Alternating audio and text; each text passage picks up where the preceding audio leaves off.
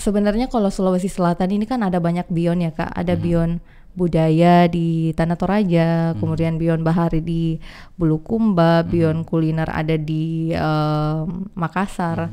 Nah kalau Maros sendiri yang Via selalu banggakan adalah keindahan alamnya.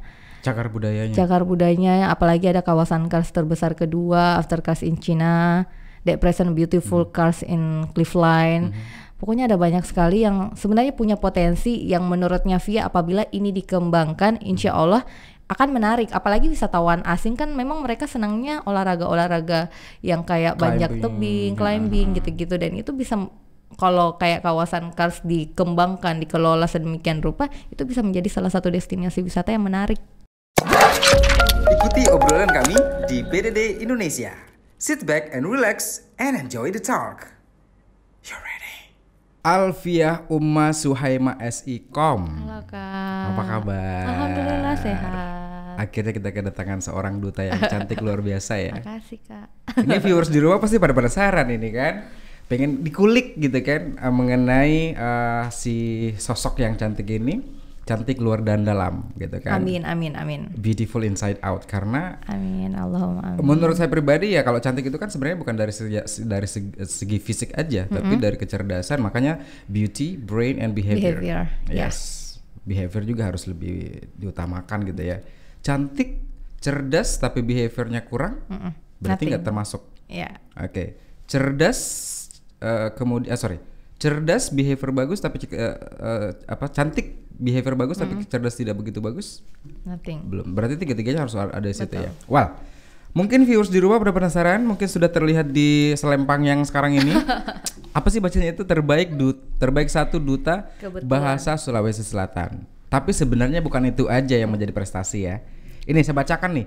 Dara 1 Kabupaten Maros. Kemudian second runner up Duta Wisata Sulawesi Selatan, terbaik 1 Duta Bahasa Sulawesi Selatan 2020 yang sekarang digunakan, ya kan? Ini berarti 2020 bulan berapa? Baru kemarin minggu lalu, hari Sabtu. Minggu lalu, di tengah pandemi ya. Betul. Oke. Baik, dan berikutnya adalah finalis Putri Otonomi Indonesia dan awardee beasiswa S2 Kominfo. Ya, Kementerian Komunikasi dan Informasi. Ini banyak banget. Ya alhamdulillah Kak, kebetulan Allah titipkan ke saya. Bukan kebetulan kalau ada kerja keras di belakangnya dong. Alhamdulillah. Ya ada usaha pasti ya. Insya Allah. Kalau kebetulan berarti cuma dicomot aja. Kamu aja jadi second runner up, berarti kebetulan itu. Ya kan, tapi bukan kebetulan karena ada usaha dan doa. Usaha dan doa di belakangnya gitu. Alhamdulillah. Ya, perjalanannya selama ini memang dari kecil sudah, kan biasa tuh ya kalau kita lihat zaman sekarang ya. Ada anak-anak yang masih kecil, masih TK, masih polos, tapi sekarang sudah berani untuk tampil gaya-gaya pageant yang menggunakan dengan menggunakan high heelsnya emaknya di rumah gitu kan, jalan-jalan di ruang tamu seperti bak model gitu kan. Seperti itu juga sih waktu kecil? Sebenarnya tidak Kak, ini sebenarnya diawali dari 6 tahun yang lalu, sekitar tahun 2007 mungkin saya berangkat ke Jawa Timur untuk melanjutkan pendidikan di Pondok Jawa Pesantren. Timur di kota mana? Pondok Pesantren Darussalam Gontor. Oh Gontor. Selama kurang lebih 6 tahun di sana, selalu rindu sama kampung halaman. Mau pulang asli sama Maros kampung ya? Maros. Oke. Rindu sekali sama kampung halaman. Nah semenjak di sana lihat teman-teman selalu dijenguk orang tuanya, selalu bangga dengan bahasa daerahnya, selalu bangga dengan daerahnya masing-masing. Yang kebanyakan mereka itu datang dari Pulau Jawa. Ada Pulau Sumatera, ada Kalimantan, ada Sulawesi juga, macam-macam.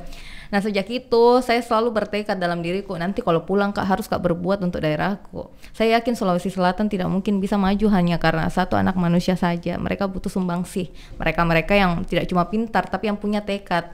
Allah kasih jalan, Allah mudahkan sampai di sini sebenarnya begitu. Kalau dibilang beauty pageant, enggak lah Kak. Kayak jauh dari. I didn't say that, tapi at least you are almost there. Itu kan yang paling penting, itu adalah itu. Karena sebenarnya kamu sudah mendapatkan karakter itu gitu ya. Tinggal memberanikan diri, tekad dan nekat untuk bisa maju ke sana. Betul. Kan gitu ya sebenarnya. Keinginan, punya cita-cita dan pasti harus ada usaha yang mendorongnya. Betul sekali. Dan doa nah, orang tua. Ya, pada saat kamu di dormitory itu, tidak pernah dikunjungi sama orang tua atau jarang dikunjungi sama orang tua? Pernah 1 tahun menempuh pendidikan pas kelas 1 KMI kalau di Gontor namanya, 1 SMP, sama sekali tidak ada kunjungan, tidak pernah ketemu dengan ibu, tidak pernah ketemu ayah. Itu kali yang membangun mentalnya Via, membangun semangatku untuk kembali ke kampung halaman ketika teman-teman mungkin habis dari Gontor itu ke Mesir, kemana-mana. Saya bilang saya pulang Mideh di kampungku. Berarti 6 tahun di sana akhirnya pulang gitu iya, kan? 6 tahun plus 1 tahun pengabdian, karena di Gontor kita tidak boleh tidak dapat ijazah kalau kita tidak mengabdi di tempat yang ditentukan selama kurang lebih 1 tahun lamanya. Oke, nanti kita bahas itu detail ya. Boleh. Dan tentang keluarga kamu juga. Boleh. Biar viewers di rumah pada penasaran, biar tidak skip ya. Biasa gitu di YouTube tuh, viewers nonton di skip gitu kan. Boleh, Kak. Kita tahu apa yang kamu lakukan. Oke, baik. Ini kita membahas masalah apa prestasi yang kamu dapatkan. Dara 1 Kabupaten Maros di tahun 2018. Karena saya dapat info ini dari Instagram kamu. Oh. Saya udah follow tapi belum di follow back sih. Oh, maaf. Dara 1 Kabupaten Maros dan juga second runner up Duta Wisata Sulawesi Selatan. Itu tadi Dara 1 tahun 2018 terus dikirim ke provinsi 2018 juga, alhamdulillah. Di tahun yang sama. Awal tahun di Maros, kemudian akhir tahun ke provinsi gitu. Second runner up. Waktu itu yang menjadi juaranya siapa? Afi anak ekonomi Unhas. Walaupun seperti itu ya, sebenarnya gini, kalau pendapat saya sebagai orang awam gitu ya, kemarin kita juga mengundang beberapa orang-orang yang memang pakar di bidang cagar budaya. Kalau menurut saya pribadi, duta wisata itu yang disandang oleh seorang runner up, seorang juara itu adalah gelar dan juga tanggung jawab. Betul Kak. Tapi sebenarnya kita semua anak muda kaum milenial, kita pun bisa berperan penting sebagai duta wisata. Betul. Walaupun secara tidak formalitas mungkin seperti itu ya. Ketika kita datang ke sebuah tempat wisata, berkunjung, kita foto-foto, kita upload di Instagram, sosial media kita masing-masing. Yes. Jadi kita bisa menunjukkan itu, betul nggak sih? Betul, karena sebenarnya berawal dari situ juga sih, budaya lokal kita ini kan sudah semakin tergeser dengan banyaknya budaya asing. Yes, banyak gitu generasi kita yang terlalu bangga gitu menunjukkan budaya asing daripada budaya lokalnya sendiri. Sebenarnya itu salah satu motivasinya Via sih Kak, selalu ikut ajang-ajang seperti ini karena mau menjadi penggerak adik-adik generasi muda, berharap semoga bisa menjadi inspirasi mereka untuk selalu bangga sama budaya kita. Apalagi bahasa ibu kita gitu. 2019 until 2020 ini 2 tahun ini menggelar dan menyandang gelar itu sebagai Dara 1 dan juga runner up Duta Wisata Sulawesi Selatan. Apa yang telah dikerjakan untuk wisata kita? Sebenarnya ada banyak kontribusi yang sudah dilakukan, entah itu nasional ataupun entah itu maksudnya di provinsi, nasional. Salah satu yang pernah kami lakukan itu adalah berkolaborasi dengan Dinas Kebudayaan dan Pariwisata. Kita mengikuti pameran Apkasi Autonomy Expo yang diadakan di Tangerang waktu itu. Acaranya dibuka langsung oleh Bapak Presiden Joko Widodo. Waktu itu kita memang membawa apa-apa saja yang menjadi khasnya Kabupaten Maros. Kita buat stand khusus di sana. Kabupaten lain mungkin waktu itu cuma buat stand 1 petak. Alhamdulillah Maros diberi kesempatan untuk 2 petak, dan di situ kami mempromosikan apa-apa saja yang menjadi unggulan Kabupaten Maros, dan memang banyak sekali Kak. Apa? Salah satu yang Bapak Presiden, alhamdulillah beliau waktu itu di antara banyak stand mampir ke standnya Kabupaten Maros, yang beliau notice memang Banting Murung yang beliau ingat sekali, dari yang terkenal dengan kupu-kupunya itu ya, Macaca Maura segala macam beliau ternyata dan alhamdulillah beliau tidak banyak basa-basi, langsung singgah di stand kami dan langsung tanya destinasi pariwisata Banting Murung. Jadi dari notisnya seorang presiden pun kita merasa alhamdulillah daerahku dikenal sama presiden. Oke. Apa yang disampaikan kepada orang asing ketika ingin melihat orang asing dalam tanda kutip orang-orang yang di luar daripada Kota Maros atau mungkin di luar Sulawesi Selatan gitu ya? Apa yang ingin mereka bisa membuat mereka interested untuk datang ke Maros? Sebenarnya kalau Sulawesi Selatan ini kan ada banyak bion ya Kak, ada bion budaya di Tanah Toraja, kemudian bion bahari di Bulukumba, bion kuliner ada di Makassar. Nah kalau Maros sendiri yang Via selalu banggakan adalah keindahan alamnya. Cagar budayanya, apalagi ada kawasan kars terbesar kedua after Kars in China, the present beautiful kars in Cliffline. Pokoknya ada banyak sekali yang sebenarnya punya potensi yang menurutnya Via apabila ini dikembangkan, insya Allah akan menarik. Apalagi wisatawan asing kan memang mereka senangnya olahraga-olahraga yang kayak banyak tebing, climbing gitu-gitu, dan itu bisa kalau kayak kawasan Kars dikembangkan, dikelola sedemikian rupa, itu bisa menjadi salah satu destinasi wisata yang menarik. Beberapa waktu yang lalu kita juga mengundang oleh salah satu pakar dari cagar budaya yang ada di Kabupaten Maros, sempat menyampaikan bahwa sebenarnya kita punya satu keunggulan yang ada di Kabupaten Maros itu sendiri gitu ya, di Sulawesi Selatan itu letaknya di Maros, sempat diklaim oleh negara Spanyol bahwa dia adalah budaya tertua di dunia. Tapi sebenarnya kita yang paling tua karena di Spanyol itu 39.000 tahun, kalau kita justru 40.000 tahun lebih, gitu kan? Itu apa sih yang sebenarnya yang menjadi hambatan Maros untuk bisa mempromosikan sehingga dapat diklaim oleh negara lain? Menurut Via sendiri? Kalau menurut Via, masyarakatnya, pemerintah sudah melakukan banyak hal untuk mempromosikan sebenarnya. Seperti mengikuti berbagai macam pameran di luar negeri, di luar negeri maksudnya di nasional, salah satunya event internasional gitu ya. Untuk mempromosikan destinasi kita dan beberapa hal lain yang menurutnya Via memang harus diratakan sih sebenarnya.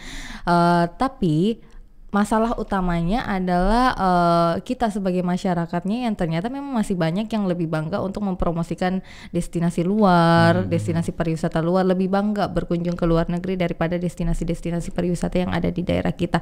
Terlepas apapun itu, memang masih banyak yang harus dikembangkan, entah itu akomodasi, transportasi, dan segala-gala di destinasi kita. Seharusnya kita sebagai generasi muda, khususnya generasi milenial, punya tekad yang kuat untuk membanggakan itu gitu, membanggakan destinasi yang ada di daerah terlebih dahulu sebelum melancong ke luar negeri.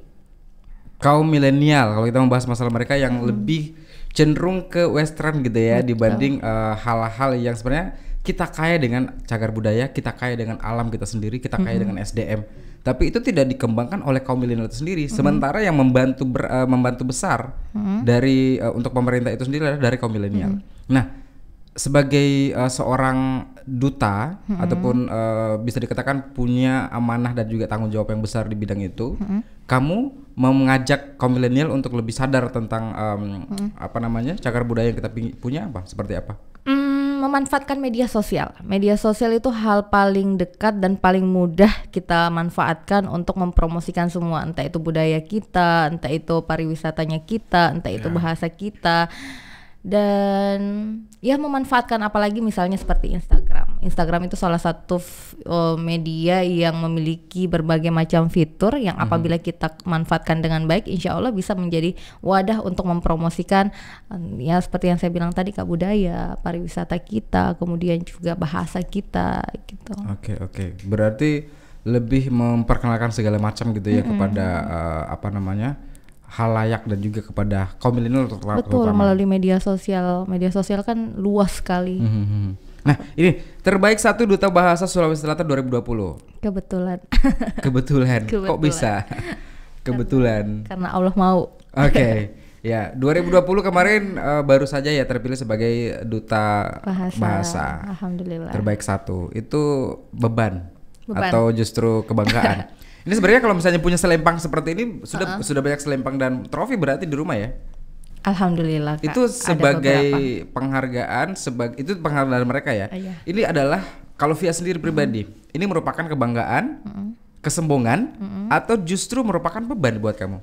Kesyukuran atas perjalanan yang begitu panjang, atas doa yang selalu dipanjatkan, atas dukungan orang-orang baik di sekitarnya Via. Mungkin seperti itu kan, tidak dijadikan beban, tidak dijadikan kebanggaan yang berlebihan juga.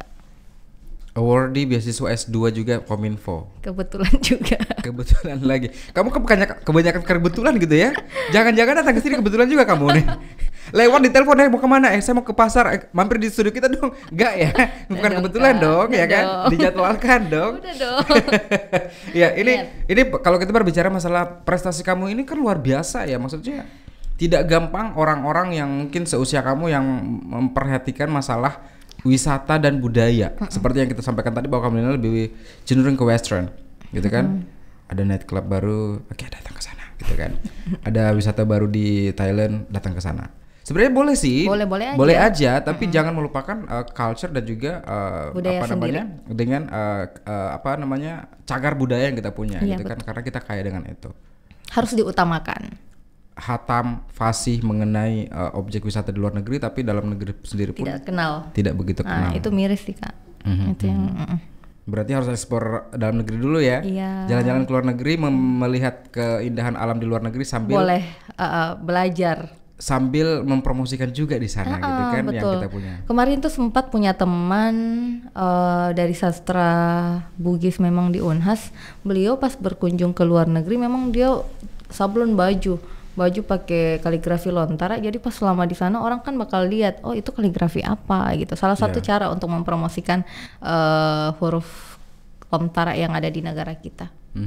Karena yang saya tahu ketika orang punya apa namanya jenis tulisan seperti itu adalah itu berarti bangsa ataupun suku yang kuat. Betul. Seperti itu ya. Baik, ini kita let's talk about you personally. Ya, karena I am interested in talking about your personal life karena ini sangat penting sekali ya. Tadi mengatakan bahwa pernah di asrama ataupun di pondok selama 6 tahun. 6 tahun. Selama 6 tahun itu berapa kali orang tua datang berkunjung?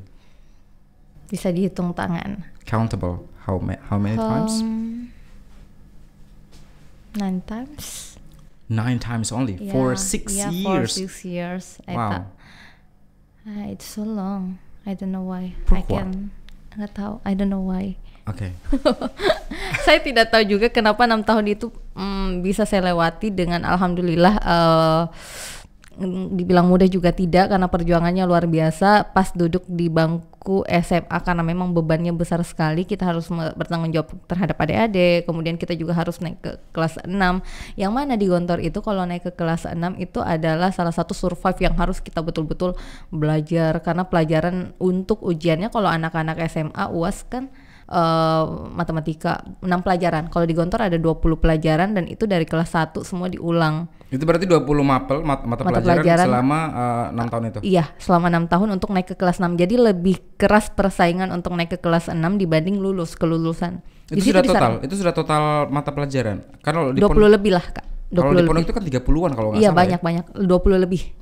Dan itu Mudar, bukunya kan kemudian belum lagi pelajaran Nahu, Soroh, Balago. Itu kan banyak sekali pelajaran-pelajaran di pondok itu yang bisa didapatkan. Dan gitu bukunya kan segini-gini. Pelajaran-pelajaran yang tidak akan didapatkan di sekolah-sekolah manapun kecuali yang ada di pondok gitu. Betul. Kan sesamanya. Ini kamu mengatur waktu pada saat itu dan merindukan keluarga gimana? Mungkin pernah nangis kali ya kamu ya pada saat itu ya? Selalu kalau nangis mah tiap hari. Di awal-awal atau di akhir sampai di akhir? Di awal nih? Dan di akhir. Di tengah-tengah alhamdulillah. Karena punya banyak teman gitu kan? Jadi seperti keluarga sendiri. Di sana teman itu lebih berharga kayaknya daripada keluarga karena mereka yang selalu ada. Kita pulang sekolah ketemu teman, kita belum berangkat ke sekolah ketemu teman. Keluar dari kamar mandi ketemu teman karena teman lagi antri di depan kamar mandi. Betul sekali. Gitu kali ya. Karena kan antri terus, tidak ada tempat kalau tidak antri. Yang bikin kuat Via Kak niat. Itu yang paling besar. Peganganku kan itu utlubil ilma minal mahdi ilal lahdi tentulah ilmu. Walaupun sampai ke negeri Cina. Bukan dong. Itu utlubil ilma. Iya. Dari buayan hingga liang lahat. Betul. Dan itu yang buat 11-12. itu yang membuat Via jadi termotivasi untuk selalu belajar. Justru Via kalau tidak belajar itu pusing. Kalau misalnya ada space saja untuk tidak belajar itu kayak kosong sekali kepalaku. Jadi mending saya pusing karena belajar daripada pusing karena tidak belajar. Gak tahu kenapa. I'm gonna change my question then. Oke. Selama 6 tahun di pondok, berapa kali Via balik ke rumah? 1 tahun itu 1 kali Kak. Setahun sekali. Pas bulan puasa aja. Berarti 6 kali aja. Kecuali kelas 5 nggak pulang sama sekali, maaf. Nggak pulang sama sekali karena memang kita diharuskan untuk standby di pondok pesantren. During that 6 years berapa kali balik? 5 kali berarti. 5 kali kan. Kelas 1, 2, 3, 4 sama 6. Wow. Dan 6 itu udah kalinya. Sisanya orang tua yang datang. Itu pun ya sesekali. Tetap didorong sama orang tua pasti ya? Rindu. Tetap didorong sama orang tua untuk selalu. Udah berapa kali nelpon, ibu carikan Kak sekolah, mau Kak pindah, capek Kak. Kamu berarti sebagai anak mami banget ya, ibaratnya tidak bisa lepas anak mami dalam tanda kutip hal positif dong. Oh iya. Yang tidak bisa lepas dari doa dan juga dukungan orang itu tua, penting, Kak. terutama ibu gitu. Itu paling penting. Itu yang pegangan Pia, ndak ada yang bisa saya dapat kalau bukan karena itu. Mohon maaf ya, saya mengenal beberapa teman saya sih. Iya. Ya kan, yang cewek justru pengen mandiri tapi tidak mengandalkan orang tuanya sampai okay, mommy don't ever talk to me that way because I know what to do in the future. Jadi dia seperti itu sama mamanya gitu. Ya menurut saya sebenarnya kok terdengar gak sombong ya, pengen mandiri tapi terdengar sombong. Ini kalau Via sendiri memang tidak bisa lepas dari mama. Panggilannya apa? Mama atau ibu? Ibu. Okay. Kunci utama ibu. Menurutku di setiap aspek kehidupanku ibu. Salah satunya ini S2, alhamdulillah kemarin diberi rezeki di UI, tapi nggak dapat beasiswa gitu. Entah karena diskusi sama ibu, diskusi sama ayah, mereka lebih cenderung jangan keluar nak, di Makassar misalnya S2-nya gitu. Dan alhamdulillah beasiswa dimudahkan gitu, malah dapat di Unhas gitu kan. Apalagi nih beasiswa full funded, terus dibiayai juga tiap bulan. Jadi kemudian berpikir kenapa ya pas di UI itu dipersulit, beasiswanya dipersulit, semua pokoknya perjalanan juga di sana ada aja, penginapan lah, transportasi ada, pokoknya masalah-masalah yang kayak setelah saya sampai di rumah, betul-betul ya ridhonya orang tua. Memang kalau orang tua sudah bilang di sini saja, mending di situ saja. Kalau aneh-aneh. Cerita kita bersama ya. Iya Kak. Saya pernah dapat beasiswa juga di Seattle 2009 gitu, tapi karena kakek melarang, orang tua juga, aduh jauh banget nak, harus ke Amerika gitu kan. Di usia saya masih kecil loh, belum terlalu tua ya sebenarnya. Tidak diizinkan juga, tapi akhirnya dapat yang lebih bagus kan Kak. Dari itu gitu. Walaupun sudah membayar sekian untuk berangkat ke Amerika pada saat itu. Ini berarti apa namanya? Kamu benar-benar sangat-sangat ini ya, dekat dengan orang tua ya. Maksudnya sampai saat ini pun. Iya, nggak bisa melangkah kalau bukan karena ridhonya orang tua. Ada saja yang buat nggak tenang kalau melangkah, terus mereka nggak ridho. Saya percaya ridhonya Allah ada pada ridhonya orang tuaku, murkanya Allah ada pada murkanya orang tuaku. Orang tua sehat? Alhamdulillah, bil khair. Ini tadi ditemani sampai pagar sebelum berangkat. Kamu selama hidup ya? Pernah nggak ingat satu hal yang kamu merasa membengkang banget sama orang tua? Oh pernah Kak. Sama mama atau sama ibu atau sama ibu, ayah? Sama ibu. Ayah tuh lebih kalem. Kalau ibu kan lebih, memang ciplakannya Via itu ibu. Di antara dua ini kamu lebih dekat sama siapa? Kalau dua-duanya dekat pasti ya, tapi lebih dekat banget siapa? Kalau ibu. Cerita segala sesuatu, minta tolong segala sesuatu ibu. Ayah kan lebih kayak yang penting-penting sih. Berarti ada beberapa hal yang ayah tidak tahu dari kamu. Oh banyak. Kalau ibu tidak ada, ibu suruh tahu. Om, anaknya akan kita kulik sekarang Om ya. Pulang ke rumah tolong jangan diomelin Om. Oke, ini kamu dekat sama ibu ya. Hal yang merasa kamu bahwa kok aku membangkang banget sama ibu, itu kejadian apa pada saat itu? Yang tadi saya cerita Kak, pas mau lanjut pendidikan, Via kan udah tidak mau di Unhas lagi, masa di Unhas lagi? Saya tidak mau di Makassar. Itu kamu merasa pengen mau keluar Kak, memberontak gitu ya?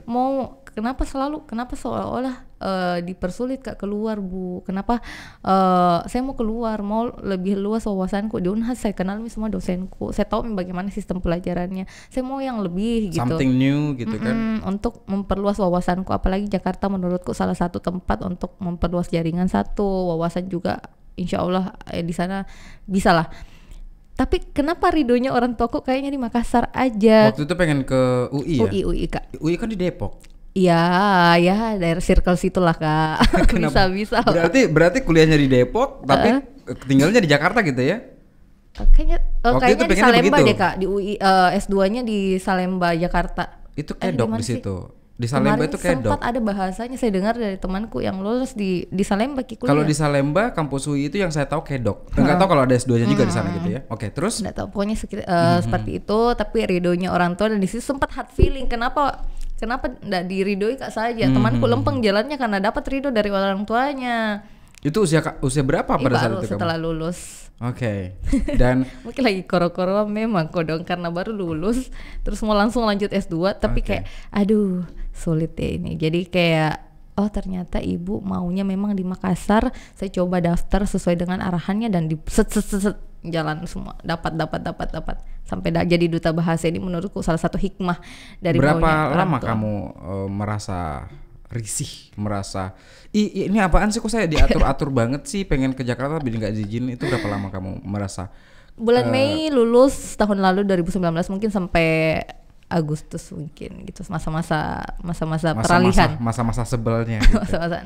Tapi enggak sampai ini, cuma memang didiskusikan, terus sempat juga menyampaikan ke orang tua, kenapa enggak diridoi Kak saja ke luar Kak, kenapa ini? Enggak tahu, ayah juga mungkin berpikir anaknya perempuan dan segala-gala, dan sudah pernah di Jawa 6 tahun, sudah pulang Mi. Kamu kan biasa di atas panggung sudah memperkenalkan diri segala macam, menjelaskan tentang everything, dan saya pengen kamu sekarang menjelaskan dan mendefinisikan arti seorang ibu untuk kamu pribadi. Ibu bagi saya adalah kunci dari seluruh aspek kehidupan. Dimanapun saya melangkah, dimanapun saya pergi, salah satu pegangan saya adalah doa ibu. Salah satu. Tapi sekarang intensitasnya udah kurang sih Kak. Dulu waktu di pesantren itu hampir tiap hari nelfon. Ridho, doa, dan itu tadi ridho sama doanya orang tua itu adalah kunciku untuk dapatkan segala apa yang kuharapkan dan apa yang kumimpikan. Dan selalu memang saya rasa kalau saya clash atau membangkang atau tidak sepikiran sama orang tuaku, ada saja yang jadi penghalang, ada saja yang menjadi hal buat Kak gelisah gitu. Jadi itu tadi, ibu bagi saya adalah kunci dari seluruh aspek kehidupan, mau di dunia mau setelah meninggal nanti. Ridhonya orang tua yang tentukan hidupku bagaimana. Mungkin seperti ini kali ya, ibu itu pada saat itu pernah melarang kamu karena sudah pernah merasakan kangen berat sama kamu selama 6 tahun gitu. Mungkin akhirnya ketika kamu pengen melangkah meninggalkan keluarga lagi, meninggalkan dia lagi, meninggalkan orang tua lagi, akhirnya ibu pun bersikeras untuk menahan kamu untuk tetap di Sulawesi Selatan. Tapi alhamdulillah sekarang saya rasakan hikmahnya Kak. Ini itu dibilang jangan membangkang, kalau orang tua bilang ikuti saja. Ibu pernah ini enggak? Pernah sampai nangis enggak ketika kamu membangkang, dia nangis depan kamu yang kalau depannya Via enggak pernah. Kamu nyesal. Kalau depannya Via enggak pernah, tapi kalau lagi sholat sambil nangis selalu Via dapat. Nangis karena apa ibu? Enggak tahu, doanya mungkin Kak. Tapi kalau depannya Via paling marah-marah begitu juga. Cuma kalau lagi ibadah, lagi sholat, terus kemudian beliau berdoa, selalu saya dapat menangis. Mungkin karena doa-doa yang beliau haturkan, doa untuk anaknya. Kamu berapa bersaudara sih? Dua.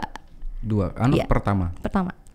Adik kamu umur berapa sekarang? 97, beda 1 tahun Kak. Via 96, dia 97.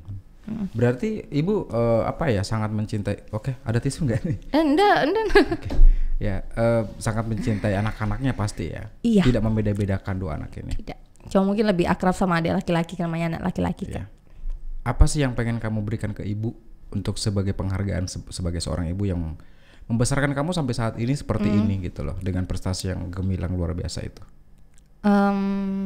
Sebenarnya pernah bertanya di pertanyaan gitu, Ibu, apa sebenarnya yang Ibu harapkan dari Vian? Dada. Bahkan kadang-kadang kalau menang saya kasih hadiahku untuk saya itu lagi dia belikan. Dia tidak pernah minta apapun. Yang penting kau jadi anak baik, kau jadi anak yang bermanfaat untuk orang lain, kau tidak aneh-aneh, kau tahu dirimu, kau jaga dirimu, itu kasih tenang nih Ibu gitu. Ibunya Via ini adalah mewakili seluruh mamah yang ada di dunia gitu ya, mewakili seluruh ibu yang ada di dunia, bahwa sebenarnya ibu itu selalu menginginkan yang terbaik untuk anaknya, tidak meminta pamrih, tidak mengharapkan feedback dari anaknya, tidak meminta bahwa nak nanti kalau kamu sudah punya duit umrohkan saya dan nggak pernah bawa ada saya ke Mekah, bahasa begitu di luarnya ya, di luar. Itu mewakili dari semua ibu yang ada di dunia gitu ya. Bahkan beberapa kali misalnya saya menang di mana Kak, terus saya kasih dia pakai aja lagi belikan kebutuhanku. Nah, itu dia. Tidak mengharapkan apapun dari kamu. Yang penting kamu yang terbaik, membanggakan keluarga dan tidak membangkang gitu ya. Betul, selalu melakukan hal-hal positif. Kalau beda pendapat wajar ya Kak. Dimanapun anak, ibu, kakak, adik beda pendapat. Nah itu yang tadi saya lakukan, yang saya pernah rasakan. Tapi bukan membangkang. Iya, mungkin ya. Tapi kebetulan Clash. Yes. Membangkang clash. Bedanya apa ya? Okay. Beda dong. Oke, baiklah. Beda dong. Membangkang lebih keras dong. Yeah, Oke. Baik, kita bermain langsung dengan game pilih cepat ya. Jadi kita akan ada game pilih cepat. Itu nanti kita akan berbicara masalah makanan, banyak hal yang kita akan bahas di sini. Tapi dengan cara bermain games. Kamu tinggal memilih dari 2 pilihan yang saya berikan. Sure. You ready? Ya. Oke. Makanan pedas atau tidak pedas? Pedas. Lebih suka makanan pedas. Pedas. Favoritnya tidak suka adalah makan tidak pedas. Pokoknya sambal, harus ada sambal. Kapanpun makan harus ada sambal. Kalau tidak ada sambal nggak mau. Kita pindah pertanyaannya, saya ngiler jadi kalau terlalu detail gitu ya. Masak sendiri atau dimasakin? Dimasakin. Masakan ibu paling enak ya? Enggak juga. Oke, lebih jago mana? Antara kamu atau ibu yang masak? Aku. Lebih jago kamu? Iya dong. Di rumah berarti yang sering masak Alfia daripada ibu. Iya. Masakan ibu yang kamu suka apa? Masakan ibu yang saya suka telur apa namanya, telur kecap kali ya, yang ada makanan lagi deng. Oke. Aduh pusing. Oh iya, masakan ibu yang kamu suka adalah telur kecap. Masakan kamu yang ibu suka apa? Daging apa sih namanya? Nama yang kayak ala-ala Yoshinoya itu loh Kak. Tapi suka bikin gitu ya? Iya. Oke. Masakan luar negeri atau dalam negeri yang kamu lebih suka? Dalam negeri dong. Dalam negeri tapi ala-ala luar negeri kali. Oke. Dikemasnya jadi ke luar negeri gitu kan? Oke. Sebenarnya kan hampir sama sih. Iya, namanya aja. Ya, mie goreng fried noodles. Aduh. Itu salah satu cara membudayakan bahasa Indonesia menurutnya Via, pakai menggunakan bahasa Indonesia, toh rasanya sama. Mie bihun kita tambahkan apa? Spaghetti. Iya. Okay. Baik, yang berikutnya adalah bioskop atau karaoke. Bioskop. Lebih suka ke bioskop. Iya, nggak suka ke karaoke. I'm not born to be singer. You don't want to be a singer. Padahal pertanyaan berikutnya adalah itu. Pilih nyanyi atau ke acting? Acting lah. Nggak ada bakat sama sekali menyanyi. Oke, kita dancer, singer, no. Tapi kalau berbicara masalah bakat apa saja yang kamu punya? Saya lebih senang yang oral Kak. Bakat oral yang kayak puisi, acting tadi, pidato, ceramah gitu-gitu, yang menggunakan bahasa retorika. Iya, karena kan kamu mondok dulu ya, jadi mungkin. Iya, pasti punya bakat. Bukan punya bakat, tapi punya kemampuan juga di situ sebagai penceramah. Ustazah. Teriak juga nggak? Jamaah? Enggak. Oh jamaah, iya, alhamdulillah. Punya ciri khas gak sih kamu kalau gak ceramah? Nggak ada. Oke. Berikutnya adalah dicintai atau mencintai. Mencintai. Mencintai. The reason? Karena itu tujuan utama. Mencintai siapapun yang ada di lingkungan kita. Terlepas dia mau mencintai balik atau enggak, itu urusan dia sama dirinya sendiri. Yang penting I do positive things to myself. What if this happens to you? What if you are in love with somebody, a guy, you love him so much, but he doesn't love you back? Ya udah, yang penting Alfia udah melakukan yang terbaik yang Via bisa. I love him. Kalau beliau tidak balas, it's enough. Ini dari mata kamu berarti pengalaman pribadi. Aduh. Pernah terjadi? Ganti pertanyaan. Pernah terjadi? Selalu. Berarti you always love somebody and he doesn't love you back? Nah. I change the question. Okay, I'm gonna put this aside. Okay. I'm not gonna use that anymore. Let's talk about that then. Aduh. Udah punya gandengan belum sih kamu? Belum Pika, doakan Kak. Oke. Kita saling mendoakan ya. Amin, Allahumma amin. Ya. Berarti kamu sekarang ini lagi fokus dengan karir aja dan yang kamu punya sekarang ini gitu ya. Yang pasti-pasti aja. Enjoy segala macam. Betul. Ada pernah nggak ada cowok yang deketin kamu tapi kamu bukan tipe saya nih, gitu kan? Mungkin ada. Terus kok mungkin? Masa saya bilang ada? Yang pasti dong. Ada Kak. Ada. Cuma masa mau dipaksakan kalau memang kita ini. Tapi pada saat kita baik sama orang. Tapi pada saat itu kamu tidak, kamu menolak halusnya seperti apa? Ketika pengen menolak halusnya? Berteman seperti biasanya. Memberikan signal-signal gitu ya. Aduh susahnya pertanyaannya. Masa menolak sih bahasanya Kak? Bukan menolak lah. Berteman normal saja. Bukan menolak karena belum pernah ditembak. Aduh. Kalau memang menurutnya Via berpotensi untuk jadi pasangannya Via, pasti Via respon sesuai dengan maunya Via. Berarti pernah ditembak? Pernah hampir nikah. Oh, oke. Pernah. Ini Udah cowok menikah, ini cowok-cowok astagfirullah. kenapa pada Aduh. senyum-senyum lebar nih kalian tiba-tiba nih. Oke, itu kenapa tuh? Belum jodoh. Belum jodoh. Sudah hampir nikah. Berarti pacaran pada saat itu. Deket. Aduh, Kak, ganti pertanyaan. Oke. Aduh. Sebenarnya sih bisa jadi inspirasi juga nih buat teman-teman di luar sana kan. Inspirasinya adalah ketika kamu tidak mendapatkan apa yang kamu inginkan, tetap bersabar karena Tuhan sudah mengatur itu semua dengan hal yang lebih baik dan Just lebih do your indah. best. Melakukan jadi orang baik, jangan bosan jadi orang baik pun dia tidak balas baik, itu urusan dia sama dirinya sendiri. Tapi pertanyaan saya belum dijawab. Kenapa pada saat itu? Karena belum jodoh, Kak. Itu aja Karena jawabannya. mungkin juga banyak yang lebih baik. Untuk dia. Maybe yes, Dan untuk maybe kamu. no. Iya. Oke. Aduh, sumpah, Mak. Aduh. Pengen menghilang ya tiba-tiba. Iya, ting. Oke, berikutnya adalah liburan ke tempat wisata terkenal dan terkeren di Indonesia tapi biaya sendiri atau ke luar negeri biaya ditanggung sepenuhnya. Nih, kamu berkunjung ke objek wisata di Indonesia dengan yang paling wow gitu kan. Let's say something yang wow banget di Indonesia.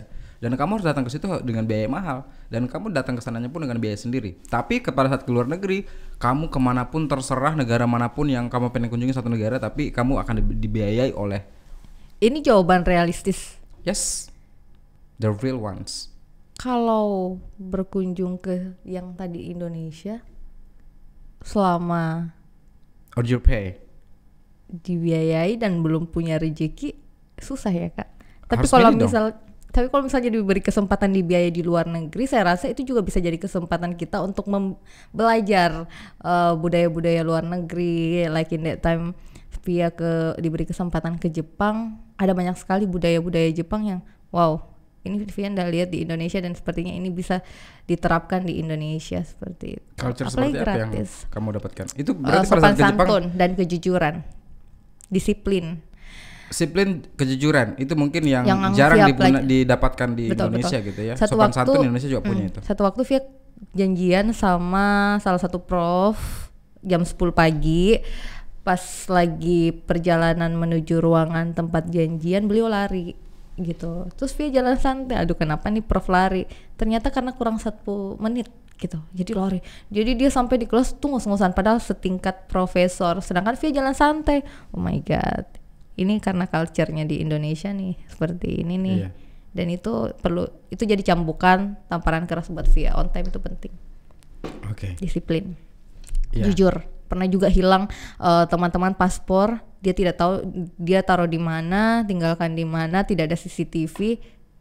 Kita udah pasrah, tidak ada titik cerah, tapi 1 minggu ke depan polisi nelpon, dompetnya ketemu dan tidak ada satu peser pun yang hilang. It's mean mereka jujur, disiplin. Padahal kalau dipikir mereka kan tidak punya Tuhan. Kadang-kadang mereka tidak menganut ada agama, tapi banyak dari mereka lebih memilih untuk Ateis. tapi mereka menjunjung tinggi disiplin dan kejujuran. Itu luar biasa. Apalagi kita yang punya Tuhan sepatutnya jauh lebih baik dari mereka. Justru yang saya tahu Islam itu mengajarkan kedisiplinan loh. Iya, makanya. Gitu ya. Tapi kalau di Indonesia itu kan lebih ke, mohon maaf ya, saya berbicara masalah secara umum. Oke. Teman viewers di rumah, kalau misalnya Anda merasa disiplin, bukan Anda yang saya maksud. Ya. Kita membahas tentang orang-orang di Indonesia yang yang cenderung tidak disiplin dan cenderung tidak jujur. Gitu kan? Ya, kita lihat media-media sosial sekarang entah di blow up segala macam, tapi that's the real one that really happens in our surroundings gitu kan. Tapi kalau sopan santun ini yang kita punya. Oke. Makanya kita dikenal sebagai orang yang ramah. Saking sopannya mungkin ya, dan saking ramahnya kita, sampai mungkin banyak di antara kita yang gampang dibodohin gitu kan. Mungkin ada beberapa kalimat seperti itu yang keluar, dan ya itu dia tadi pelajaran besarnya adalah kita harus menyontoh dari orang-orang yang ada di luar sana tentang kedisiplinan. Betul. Kemudian dari kejujuran tadi itu ya. Itu mungkin ya, tapi masih udah mulai terkikis sih Kak sebenarnya. Kemarin sempat ada yang viral, bule ditilang dengan menggunakan biaya yang sebenarnya tidak patut. Itu salah satu contoh ketidakramahan yang sebenarnya membuat kita sebagai masyarakat Indonesia itu sebenarnya lebih ketidakjujuran sih. Iya, dan itu menunjukkan bahwa kita tidak ramah kepada masyarakat asing. Sepatutnya kita kan tidak membeda-bedakan mereka. To be honest with you, I didn't see that video yet. Itu saya menggambarkan bahwa mungkin that police officer dia mencoba untuk mempertegas ke bulenya itu ya. Karena mungkin ini kali salah satu faktor kali yang ada di pikiran Bapak polisi itu. Karena di Indonesia itu cenderung membeda-bedakan harga. Oke. Ngerti nggak? Maksudnya pada saat ada turis asing dan turis lokal datang, turis lokal dikasih biaya, let's say dikasih biaya 10.000, tapi turis asing dikasih 2 kali lipat. Dia harus bayar 20.000. Tapi sebenarnya kan di alasan mereka kuat. Kenapa sampai harus dibedakan seperti itu? Biar income-nya bisa masuk dan juga tidak memberatkan orang lokal gitu. Itu salah satu alasan. Tapi mungkin di pikirannya pada saat itu berpikir bahwa bule itu banyak duit. Oh, mungkin seperti itu ya. Mungkin. Sehingga dengan uang segitu pun buat bule itu biasa, kecil. Tapi let's say bule ketika datang di Indonesia juga banyak yang tidak kaya kok. Iya, banyak. Banyak yang juga harus saving money gitu. Betul. Itu yang mungkin dipertimbangkan di situ gitu ya. Iya. Kenapa saya yang menjawab, saya bertanya. Makasih ilmunya, Kak. Iya. Enggak, tiba-tiba aja pengen diskusi aja kita kan membahas masalah apa yang terjadi baru-baru ini gitu kan. Karena banyak ketidakjujuran yang menurut saya pribadi itu adalah salah satunya ketika ditanya, "Hey, ayo saya sudah di mall nih, kita jalan yuk." "Ya, oke, saya sudah OTW." Padahal baru masih di atas kasur. Itu salah satu ketidakjujuran yang sangat luar biasa menyakitkan. Jadi buat viewers di rumah tolong ya. Ya. Ini adalah hal yang tidak boleh dicontoh. Betul, disiplin. When you are still in bed, say you're still in bed. Don't say I'm on my way. Itu paling merugikan kita yang menunggu gitu ya. Itu yang mungkin seperti itu ya. Betul. Oke, baik Via, terima kasih banyak sudah hadir, berbagi. Makasih banyak, dan Kak. saya pengen kamu memberikan inspirasi kepada teman-teman kaum milenial terutama di luar sana, bahwa kita punya wisata yang sangat luar biasa yang harus kita kembangkan di Indonesia, terutama di Sulawesi Selatan, terkhusus di Kabupaten Maros yang kamu cintai dan kita cintai. Silakan. Di mana nih, Kak? Ini. Assalamualaikum warahmatullahi wabarakatuh. Saya Alfia Uma. Visiting some cities in South Sulawesi could be one of the option for you to spending your vacation time. And South Sulawesi is the one of the option for you to spending your vacation time. So what do you waiting for? I will see you in Maros. See you. Assalamualaikum warahmatullahi wabarakatuh. The number you are calling is not active. Please try again in a few minutes. kayak operator provider gitu ya. Oke. But last one question. Oke. Apa cita-cita Via ke depannya yang belum tercapai sampai saat ini? Aduh, Kak. Sebenarnya Via nikah pasti salah satunya lah ya. Ngalir Via mah orangnya, Kak, nggak mau mendahului ketetapan Tuhan. Tapi udah ada niatan untuk nikah. Tergantung Allah ngasihnya. Kalau Allah kasih ini jodoh. Atau karena ada trauma karena pernah gagal? Tidak ada loh, Kak. Tergantung Allah. Kalau Allah mau saya bilang mau tapi Allah belum kasih, ya enggak bisa. Mau saya bilang tidak mau tapi Allah ini jodohmu saya kasih muka hari ini, pasti ada jalan. Jadi tipe cowok yang sebagai suami pas buat Via itu seperti apa? Baik akhlaknya, baik agamanya, baik tutur katanya, baik kepribadiannya, bertanggung jawab dan disayangi. Bukan cuma sayang sama Via, sayang sama orang tua. Tuh, ya kan? Silakan viewers cowok-cowok nih. Via juga nggak sebutin uang panai kok, silakan. Jadi gampang ya kan? Tinggal deketin orang tua, yang paling penting akhlak kamu harus baik. Ya, tutur kata. Jujur, disiplin dan juga sopan santun. Betul. 3B. Kenapa nggak menikah sama orang Jepang aja kalau begitu? Thank you so much. Ya, inspirasi untuk kalian di rumah, viewers BDD Indonesia pamit. Sigal pamit juga. Sampai jumpa.